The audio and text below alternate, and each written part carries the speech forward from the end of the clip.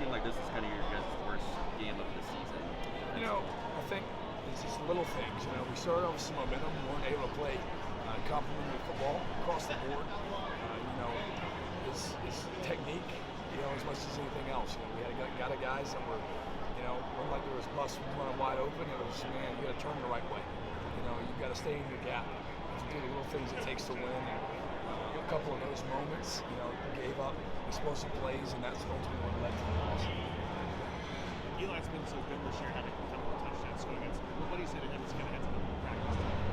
Just continue to get better. You know, we can always improve, and obviously he's a great player for us. He's going to continue to be. He's going to be a cornerstone in this defense moving forward, and you know, he's just got to continue to do what he's doing, and he'll just be an awesome player moving forward for us. Zach, how do you feel about your first season here, and how did you see yourself grow? Yeah, you know, obviously for me, it's learning a lot. You know, everybody says, well, you come in and well, it's still new language, it's new terminology. Our guys are learning a new system, you know, a lot of things that they do, and that part will carry over for next year. So excited for that. Obviously, just the opportunity to get a place like Oklahoma is just amazing. You see the support, you see people that love it. You know, it's easy to see why they've been successful here for a long time, and the passion the fans have is just impressive. So it's been a real joy to be back with Coach V and part of this team and this culture. So excited about the future and excited about what's to come.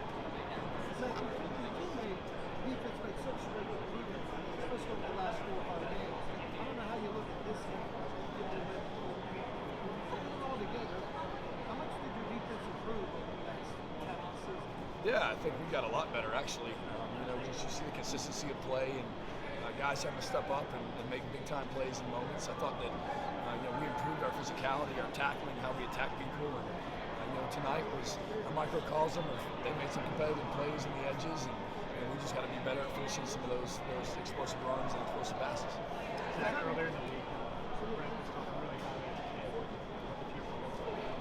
What do you see as the next step? Yeah, you know, Kip's going to have to step up even more into a leadership role.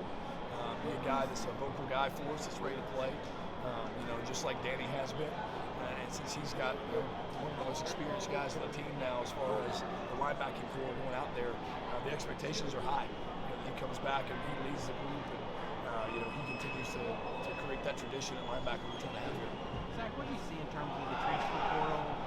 Brent mentioned some craziness can happen. What do you see on this team, transfer portal, both in and out?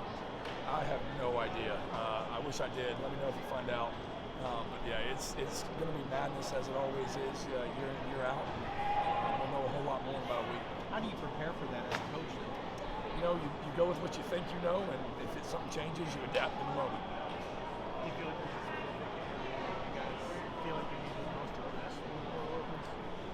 You know, we discussed a few different positions, and I mean, obviously we're open to anyone that's a game changer at any spot at any time. So we'll see who's in and what we can get out of it, and what the team needs, and kind of move on from there. How do you deal with players that may be toying with NFL too? What discussions do you guys have as a coaching staff with some of those players? You know, we're honest with them, you know, about how we feel about them, how we think they'll do in the NFL, and you know, whether we think it's a good idea for them to come back or not. I know it's hard for people to believe. Sometimes I'm like, hey man, you're first rounder, you should go. Like, you know, like that's the truth, and that happens both ways. So obviously, a guy who's an NFL level player that wants to come back, we'd love to have him. You know. What about players that may be deciding playing a bowl game, not playing a bowl game? You know, I think that's the personal decision for each one. They've got to figure that out for themselves, and you know, as they are thinking through that, obviously, I'd love for them to play. You know, but I understand the reality of the situation nowadays in college football. Brent's been dealing with a lot with the offensive coordinator job. You've known Brent for a lot of years. How much have you seen Brent deal with this situation, with balancing coaching on the field and dealing with what he's dealing with on the offensive side of the ball? I think he's done a great job.